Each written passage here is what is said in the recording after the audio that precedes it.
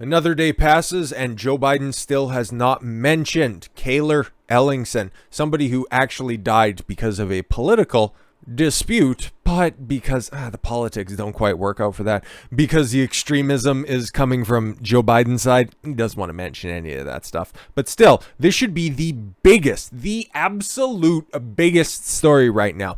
A young teen, an 18-year-old kid, gets run over by a 41-year-old madman because he thought that 18-year-old was one of those extremists that he has been hearing about in mainstream media. Joe Biden should be held personally responsible for the death of Cayler Ellingson. He was the one who started to bring up all those MAGA extremists, MAGA Republicans. That speech, that battle for the soul of the nation, red-lit, Marine-attended speech, has led to more deaths than any of the rioters did at Capitol Hill on January 6th. But yes, the funeral just took place September 26th, Cayler Ellingson's funeral. Over 100 attend the service for a teenager who is known as a kind-hearted and exceptional child. Yeah, he's 18 years old, okay? He barely even had a foot in adulthood. Barely had a foot out of the high school before it was run over by some fucking Democrat psycho. Over 100 people attended the funeral for Cayler Ellingson on Monday afternoon after being remembering, the 18-year-old as someone who was kind, smart, and a big-hearted person. Ellingson died on September 18th, and the police say that Shannon Brandt, 41, admitted to hitting him with an SUV after a street dance at the local bar in McHenry, North Dakota. Brandt told 9/11 officer that he hit the teenager because he was part of a Republican extremist group. Just that kid, though. And added that he had a political argument with Ellingson, according to an affidavit. Brandt also claimed that Ellingson was calling other people to get him. The court documents continued. Sure thing, pal.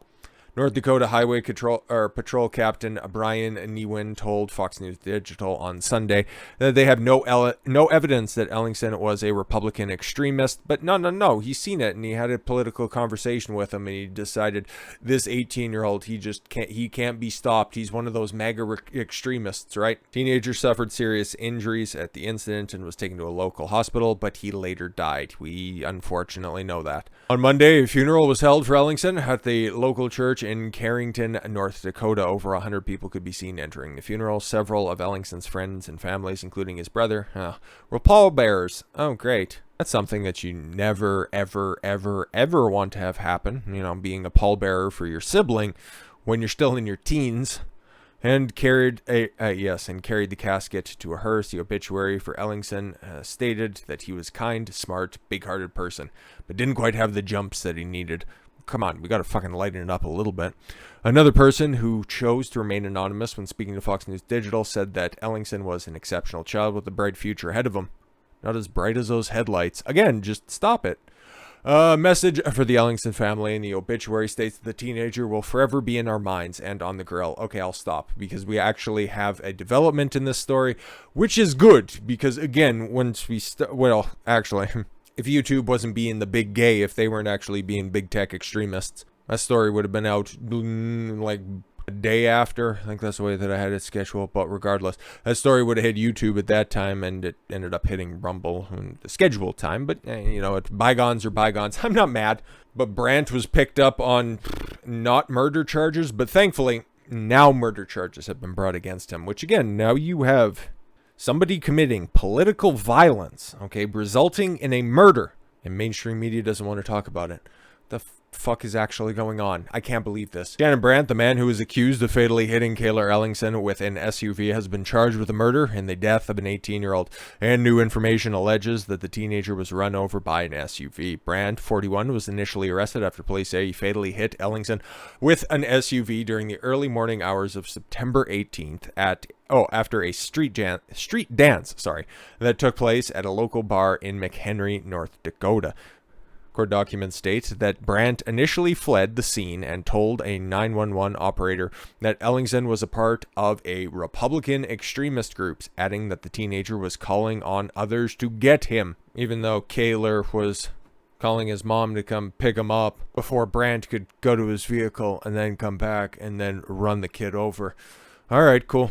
I totally believe that story, by the way. Yes, exactly. I'm sure that'll hold up well in court. He was released from jail September 20th after posting $50,000, and while he was not placed on home arrest or curfew, yep, somebody who just took one of those goddamn maggots off this earth, right? If it's as clear-cut as this, that you committed this fucking act, you turned yourself into the police, why is it that you're getting cash bail until you're arraigned? I don't understand. But yeah, could not leave North Dakota or drink. Ellingson was taken to a local hospital. Yeah, but he died. We know that. He's fucking dead.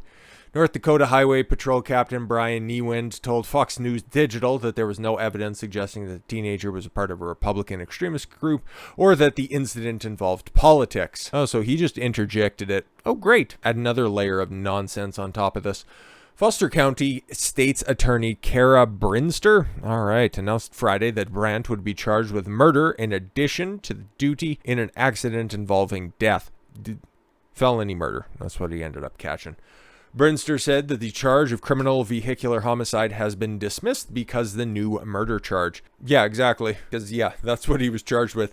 And then they looked at the evidence and it's like, wow, he didn't slow down and it just looked like he intentionally tried to plow right through him. So he gets felony murder, right? This was premeditated. He should have got first-degree murder. Let's fucking cut the shit. Brandt turned himself in on Friday at the Stutzman County Correctional Center. The new charges are a result of the investigation by the North Dakota Highway Patrol, Foster County Sheriff's Department, and the North Dakota Bureau of Criminal Investigations. A probable cause affidavit for the new charges states that Brandt asked the 911 operator if he was going to prison. I just want to ask you a question. Am I going to prison? It's like, yeah, you ran somebody over and killed them, but they were a Republican extremist. I could see hate in his heart and he wanted to let it out. During the 911 call, Brandt made comments regarding the incident being intentional and not an accident, according to the affidavit. Again, why not a first-degree murder charge on this one? Clearly premeditated.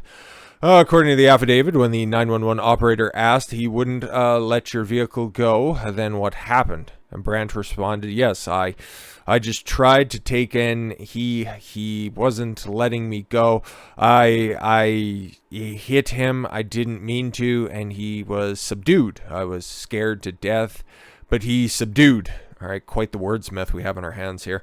He can't do anything to me now, so this is why I'm calling you. Oh, okay, cool. I am making this story up as we go, I think. Yeah. I kind of wonder if this guy was fucking a girl across the bar and then Cayler came in and actually had the fucking spine to go up and ask her. He felt a little bit slighted about it. And because he was a big, strong kid, he's like, oh, clearly you're one of those Republicans I've been hearing about in North Dakota. If you get so triggered by a political argument, especially at a fucking bar, in a state that voted like 40 points pro-Republican, you're in the wrong fucking place, my guy. I mean, I almost got run away, but I thought, geez, obviously, if it was a total accident, I wouldn't be scared, but I know it was more than that, Brandt said. Why? Stop continuing to talk, asshole. Ellingson called his mother before Brandt admitted to using the SUV on him, or to hit him, sorry. According to an affidavit, he told her that he or they were chasing him, and the mother told her son that she was trying to get, on her way to get him prior to the call. The affidavit stated how fucking horrific. Brandt also stated that the 911 operators, that Ellingson wouldn't let him leave. Imagine, you're 41 years old and you're getting bossed around by an 18-year-old. Oy, oy, oy. And made a call to someone saying something to the effect of, you're going to have to come here and handle him. Yeah, he was calling his mom to get a fucking ride home, you asshole. According to the affidavit, during the time between 2 a.m. and 2:42 a.m., Ellingson only placed and received phone calls to his mother and father. The autopsy performed on Ellingson indicated that his injuries were caused after being ran over by the SUV and not being struck by the front of the car. Run over. This was no fucking accident. He seen exactly what he was lining up for. Decided to just fucking follow through on that one. I subdued him. No, you killed him, fucker. An autopsy, anyway, oh, no, sorry. Ellingson made a call at 2:34 a.m. to his mother saying that maybe that he should call his cousins or posse, according to the affidavit, adding that the mother did not know if his son was feeling threatened yet.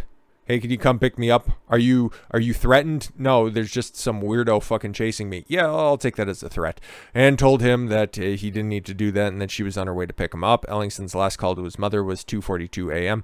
when he stated something to the effect of, "They are after me," or "He is after me," and the call dropped according to the affidavit. And that's the moment that he got hit. Imagine being a mother listening to your 18-year-old kid saying, "I'm afraid for my life, there's some asshole after me." And then initially only getting charged with vehicular manslaughter.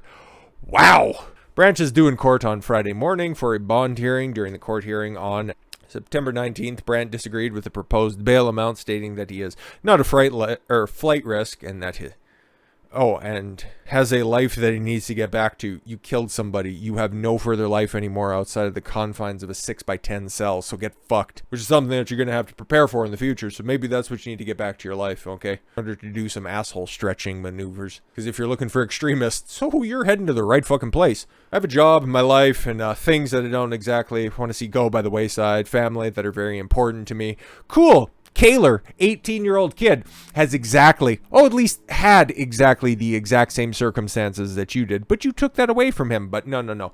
Your life is a lot more important. Typical fucking Democrat. Shit makes me sick to my stomach.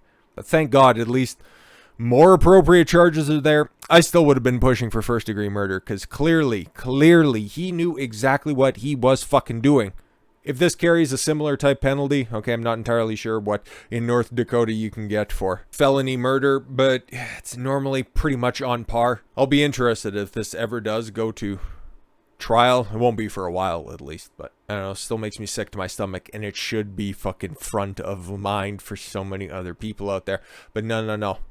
If this was a Democrat kid that ended up getting run down by one of those evil MAGA Republicans, it would still be running on every fucking ticker everywhere. Trump would have to denounce this 24/7. But Biden doesn't even need to say the name Cayler Ellingson. And I will, just for practice so I can get it right. But also because blatant political violence is happening, it's just not the way that the media is telling you that it is. So with all that said, thank you all very much for the gift of your time. I've been Don Consuelo. I want you to follow your gut and get after it. Take care, everyone.